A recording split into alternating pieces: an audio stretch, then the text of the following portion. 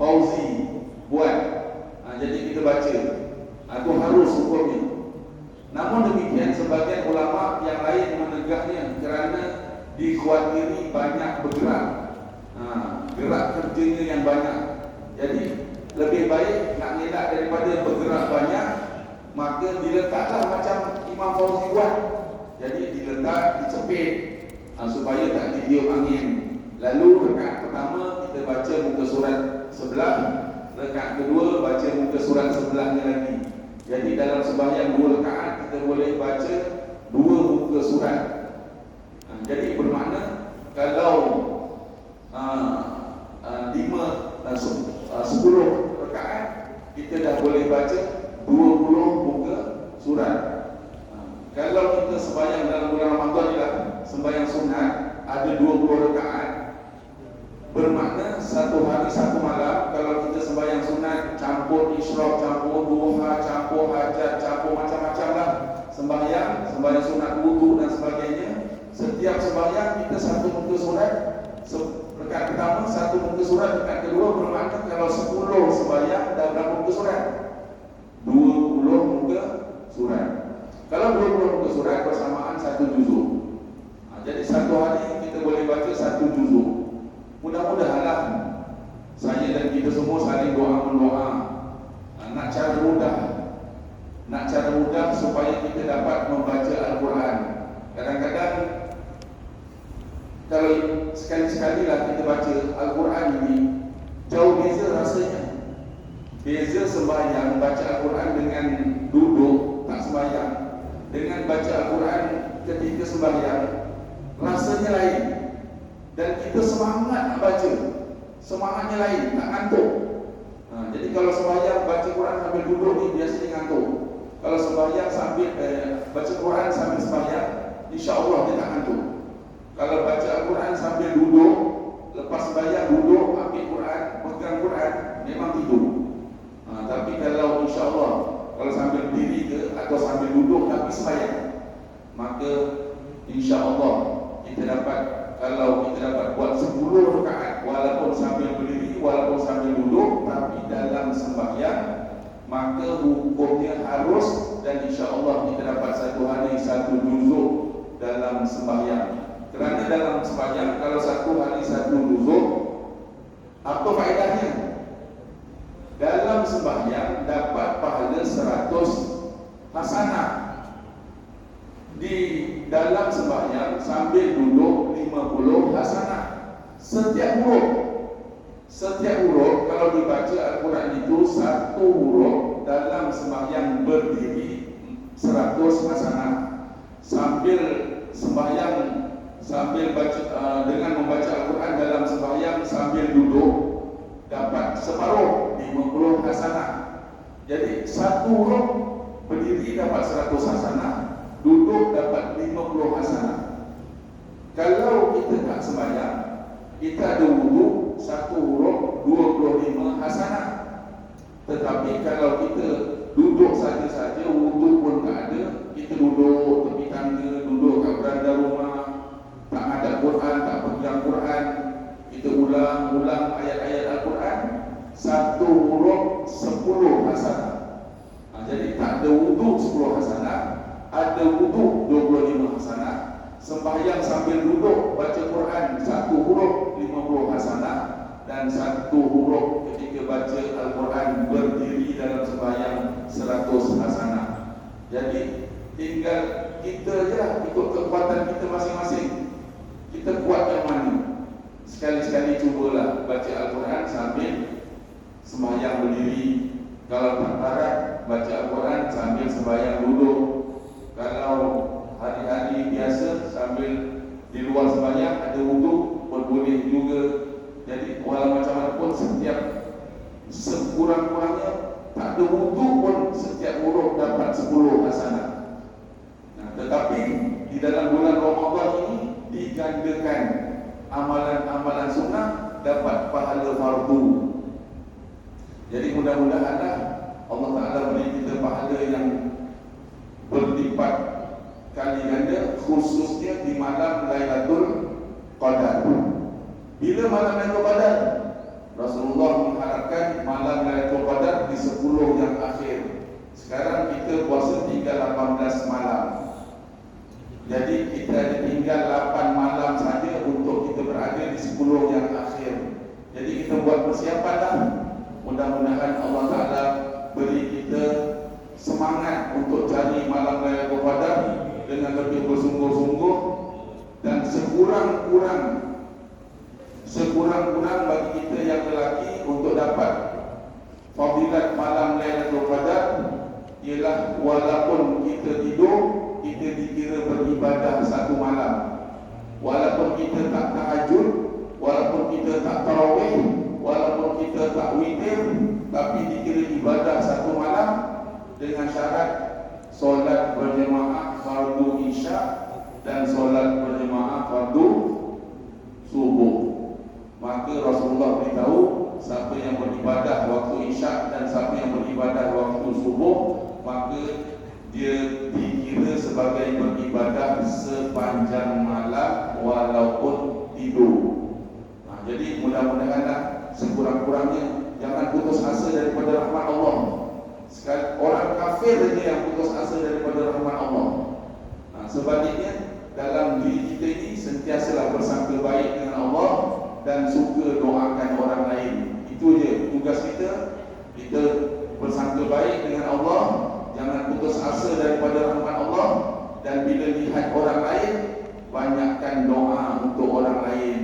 Sama ada orang lain yang lemah imannya atau orang lain yang selalu banyak ibadahnya. Kalau kita tengok orang lain banyak ibadah, banyak ulang-alik majlis zikir, banyak ulang-alik majlis ilmu, banyak istiqomah duduk dalam majlis zikir, istiqomah duduk dalam kuliah subuh, istiqomah dalam macam-macam ibadah yang kita nampak, dia dapat istiqomah. Maka kita doakan, ya Allah, mudah-mudahan orang itu dapat berterusan sampai mati. Dan sekiranya kita lihat ada orang itu belum lagi diberi hidayah oleh Allah, belum diberi hidayah, belum diberi kekuatan, maka doakan mudah-mudahan Allah ampunkan segala dosa-dosanya dan diberi kekuatan dan diberi hidayah oleh Allah. Itu je sekarang tugas kita. Kita dah tak ada tugas-tugas lain. Lebih baik mulut kita ni jangan marah-marah orang. Mulut kita ni hari ni jaga-jaga jangan selalu marah orang. Orang tak suka dimarah. Hari ini orang mudah terasa bila ditegur. Jadi kita nak tegur orang, hati-hati. Jangan muka masam tegur orang. Kalau nak tegur orang, ajak dia ngeteh, ajak dia berbuka puasa, baru boleh bual-bual dengan dia. Jangan kau tak kenal, tegur sekali-sekali, ada hari jumpa orang tu, oh gini dengan muka masam. Memang jadi terputus tali persaudaraan. Nanti kena tempeling ataupun tak kena tempeling pun orang tu dah tak sedap tengok muka kita. Dia tengok muka kita pun dia akan menjauhi daripada diri kita. Kalau jumpa dekat bertak pun nampak orang tu kat depan, dia pusing ikut jalan lain. Dia tak nak bertembung dengan orang itu. Bermakna kerana mulut punya pasal, maka kita telah ada satu musuh. Satu musuh ni banyak daripada 1000 kawan. Lebih baik kita ada 1000 kawan, jangan sampai ada satu walaupun musuh. Lebih-lebih lagi musuh itu sengaja kita cari dengan sebab mulut kita suka tegur dia. Dalam masa yang sama orang tu akan balas tegur kita balik. Confirmnya dia akan berbalas. Kau marah orang tu, okey, sekarang kau marah aku kan, aku nak kau tolong dengar, aku nak marah kau pula. Boleh terima tak? Kita tegur orang, dah selesai kita cakap, sekarang giliran aku pula nak tegur kau. Agak-agak boleh tak kita menerima teguran dia? Tentu tak boleh terima punya. Sebab apa? Sebab kita menegur dia dalam keadaan marah. Kita menegur dia dalam keadaan kita nak seolah-olah macam nak memutuskan tali persaudaraan. Kalau nak tegur, sebelum tegur kasih dia dulu RM20, baru tegur. Kasih dia dulu RM50, baru tegur. Ini ada sumbangan dari sedekah Ramadan, hanya RM50, baru kita buat. Ataupun bawakan buah, ataupun bawakan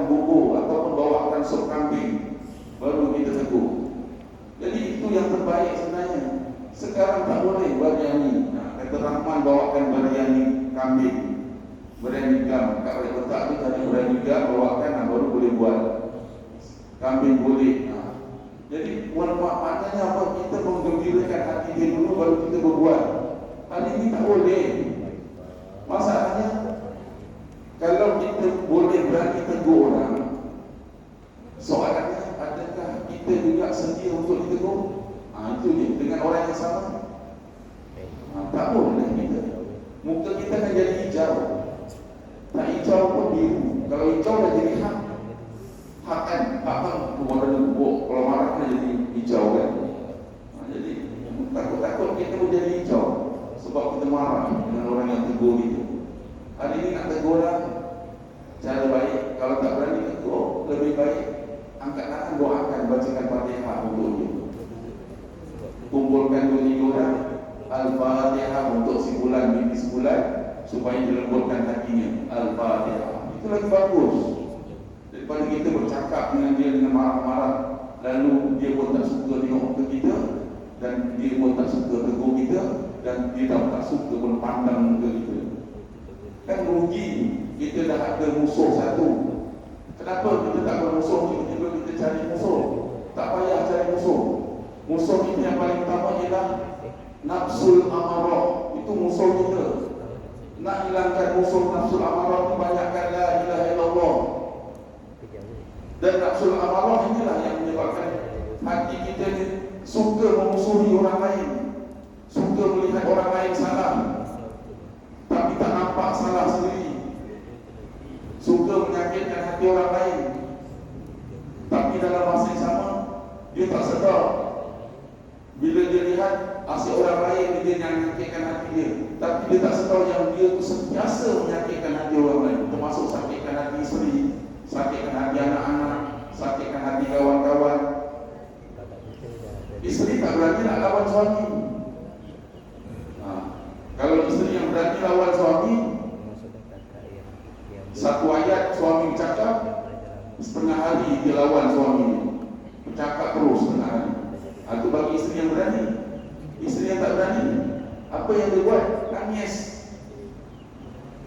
Kena marah suami, nangis. Sambil nangis, sambil doa. Tak tahu apa yang dia doa. Kata Rahman dia doakan suami dia sebab mati. Rahman cakap benda lain. Tapi bukan orang sini lah. Bukan orang sini lah. Orang Afrika, orang Kanada. Allah Akbar. Jadi itulah mudah-mudahan walaupun nampak macam simple pengajarannya hari ini, mudah-mudahan Allah Ta'ala beri kita kekuatan untuk banyakkan baca Al-Quran. Pilihlah, sama ada nak berdiri dapat 100 kebajikan 1 huruf, kalau duduk 50 kebajikan 1 huruf, kalau ada wudu 25 kebajikan 1 huruf, kalau tak ada wudu baca Quran 1 huruf 10 kebajikan. Dan itu hari biasa. Bulan Ramadan digandakan oleh Allah berpuluh-puluh, mungkin beratus-ratus kali ganda. Kita pun tak tahu apa hikmah setiap huruf Al-Quran yang kita baca.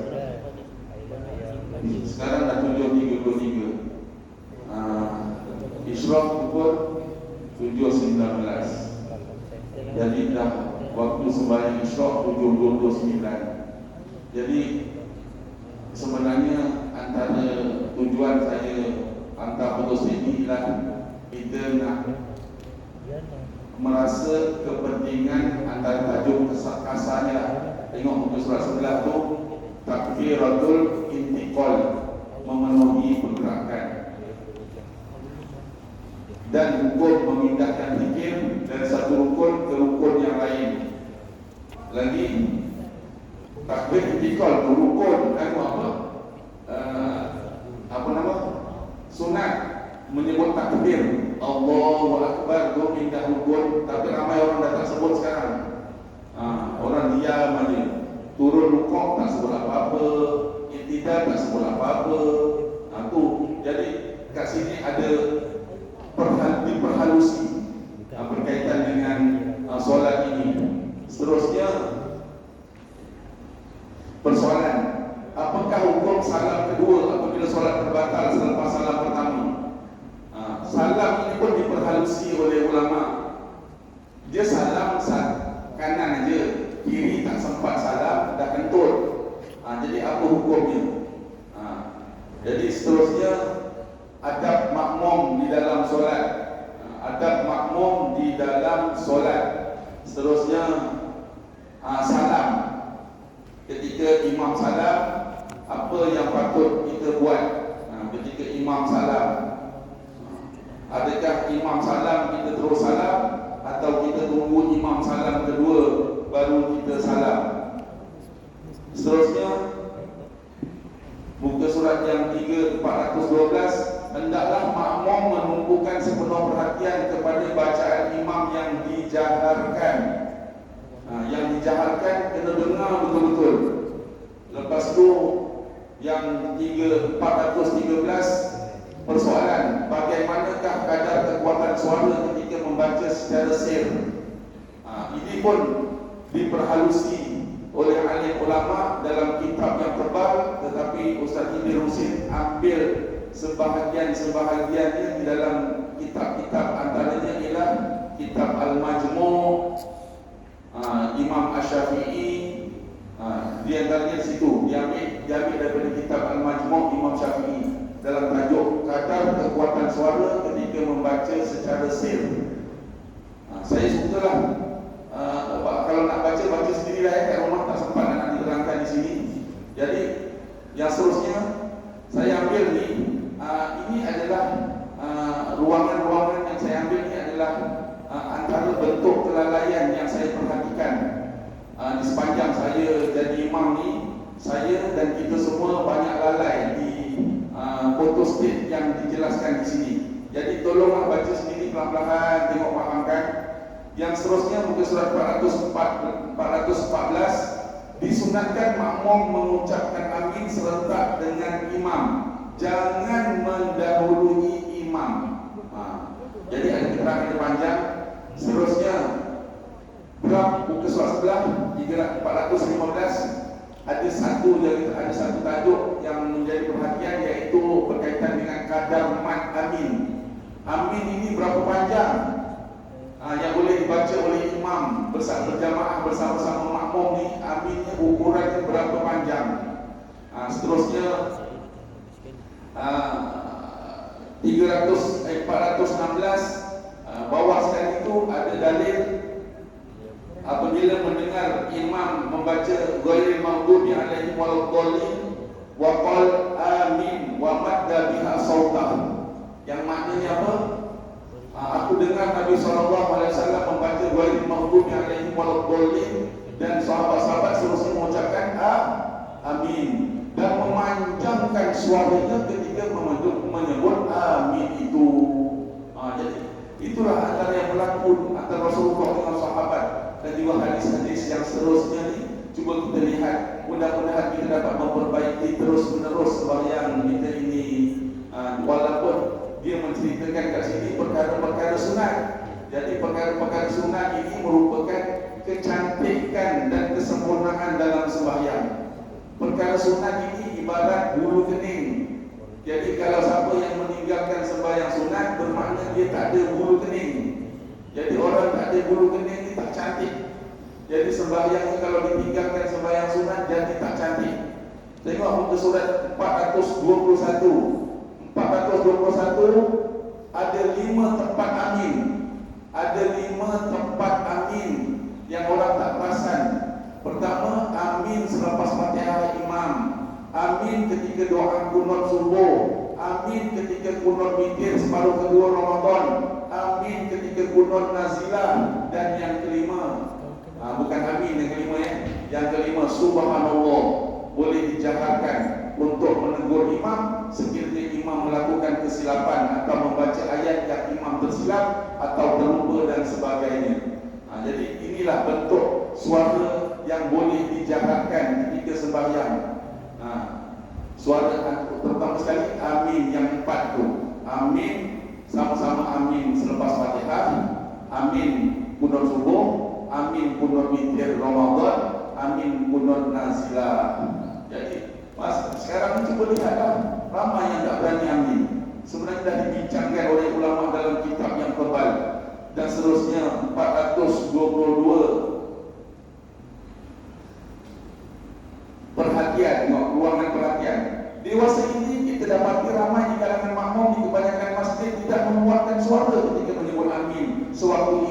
membaca kunut.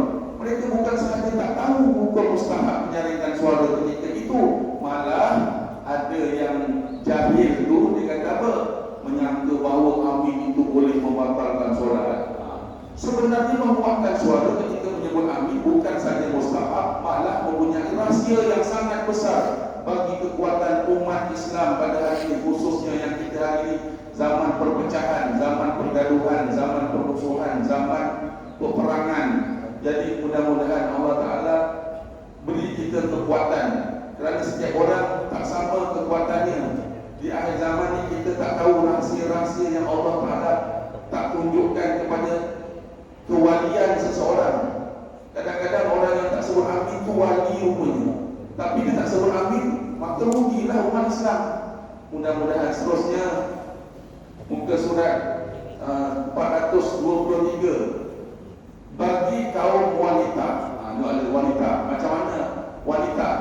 Mengatakan Syekh tadi, Syekh Atiyah Al-Ajhuri, di tengah-tengah tu ada perenggan yang kedua, yang ketiga tu, menguatkan suara bagi golongan unsa dan wanita ketika menyebut amin adalah sama dengan masalah menguatkan suara bagi golongan mereka yang berdua ketika qiraah. Jadi boleh dikuatkan suara, tapi kuatkan suara itu sekadar dengar di kalangan kelompok mereka sahaja. Itu tak samalah kekuatannya macam kekuatan amin lagi. Seterusnya, apa hukum membaca Rabbil Fili sejurus mengucap amin dalam solat? Akan ada ghairil maghdubi alaihim waladdallin, Rabbil Fili, amin. Ada perbincangannya di dalam surat 323 tu bawah. Hadisnya ada di bawah tu.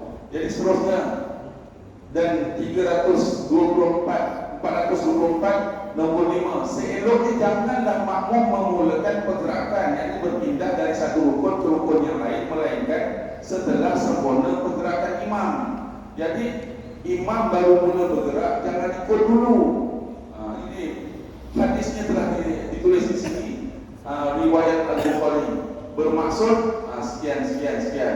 Seterusnya 425 muka surat 425, disunatkan menyebut Sami Allahu liman hamidah, bukan Rabbana lakal hamd. Jadi kenapa ada setengah orang dia salah memahami hadis, lalu bila imam Sami Allahu liman hamidah, dia terus dalam pergerakan dia bergerak untuk i'tidal itu, dia sebut dalam tengah bergerak Rabbana walakal hamd. Itu jadi satu kesilapan. Kesilapannya macam mana? Sila baca sendiri. Mudah-mudahan Allah beri hidayah dan petunjuk. Seterusnya 426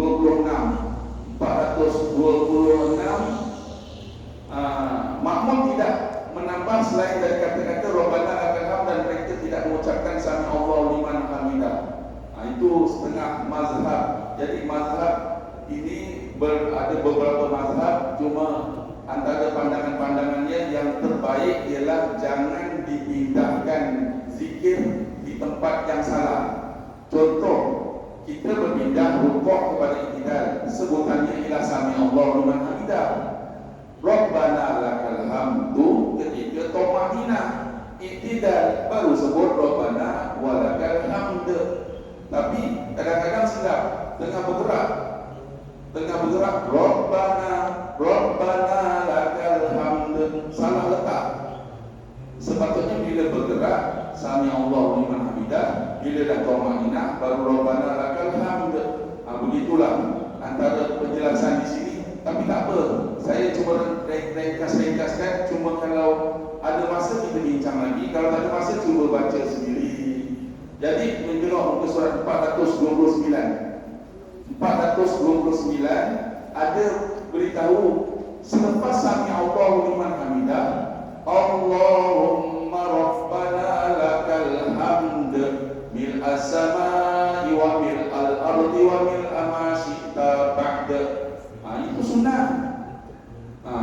Jadi ada orang imam ni i'tidal kok lama, dia batuk-batuk lagi, dia tegur imam i'tidal lama sangat. I'tidal i'tidal boleh panjang sehingga menyamai surah Al-Fatihah. Cuba tengok kalau ada rujuk, cari kaji berkaitan dengan i'tidal ni. Cuma jangan melebihi surah Al-Fatihah yang sederhana katanya. Jadi sebenarnya ruang untuk i'tidal ini sebenarnya boleh diisi dengan beberapa doa sunnah.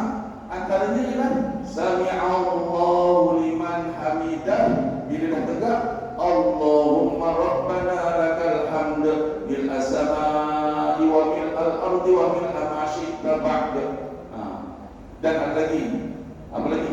Ada tambahan-tambahan lagi kalau ada yang hafal berkaitan. Hamdan kathiran thayyiban mubarakan fi. Itu 30 malaikat menulis amal ibadah itu. Seterusnya 431 pun berkaitan dengan Sami Allahu liman hamidah lagi. 432 pun berkaitan dengan Rabbana lakal hamd dan Sami Allahu liman hamidah lagi. Itulah perbincangan alim ulama berkaitan dengan i'tidal. Di manakah letak tangan ketika i'tidal? Yang akhir tu. Di manakah letak tangan ketika i'tidal? Maknanya tak sempat nak tulis. Tak ada di sini. Jadi mudah-mudahan ada orang letak tangan dekat tepi peha, ada orang letak tangan dekat depan peha, ada orang letak tangan dekat atas perut, kan? Ketika Rabbana lakal hamd. Tapi mudah-mudahan semua yang kita lakukan janganlah kita main ikut-ikut, lebih baik kita baca kitab. Jadi mudah-mudahan dia sampai sekarang ini yang diizinkan oleh Allah, cepatnya kita khatam tebal macam ni. Alhamdulillah, syukur. Mudah-mudahan Allah Ta'ala beri kita pertolongan untuk kesempatan memulai kaji nanti dari rumah, daripada temenung gitu kan. Kita tengok Puan Ustaz di mana tahu kita nak memperbaiki i'tidal. Kita memperbaiki i'tidal kita supaya sembahyang kita cantik. Macam mana kita nak cantikkan wajah kita ketika keluar rumah, kan kita nak cantikkan muka kita. Kita letak warna-warni kat muka kita. Sebab tu kalau nak tengok anak dara, jangan tengok ketika dia keluar rumah. Tengok dia kalau nak tengok anak dara, nak minang anak dara orang, datanglah ketika waktu siang. Jangan waktu malam. Waktu malam dia ada pancaran lampu. Kadang-kadang yang tak cantik pun jadi cantik, yang tak putih pun jadi putih. Jadi datang untuk berminang tu, nak tengok anak dara orang, datang siang dan cakap dengan dia, jangan bersolek. Kita nak tengok muka dia yang original. Subhanallah wa bihamdihi, subhanakallahumma wa bihamdika, asyhadu an la ilaha illa anta, astaghfiruka wa atubu ilaik. Bismillahirrahmanirrahim. Wa may yattaqillaha yaj'al lahu makhraja wa yarzuqhu min haitsu la yahtasib. Wa may tawakkal 'ala Allah fa huwa hasbuh. Innallaha balighu amrihi qad ja'ala Allahu li kulli syai'in qadra. Bismillahirrahmanirrahim. Wal 'ashr innal insana lafi khusr illa alladziina aamanu wa 'amilus solihati wa tawassaw bil haqqi wa tawassaw bis sabr. Shadaqallahu al-'azim. Wabillahi taufiq wal hidayah. Terima kasih semua. Assalamualaikum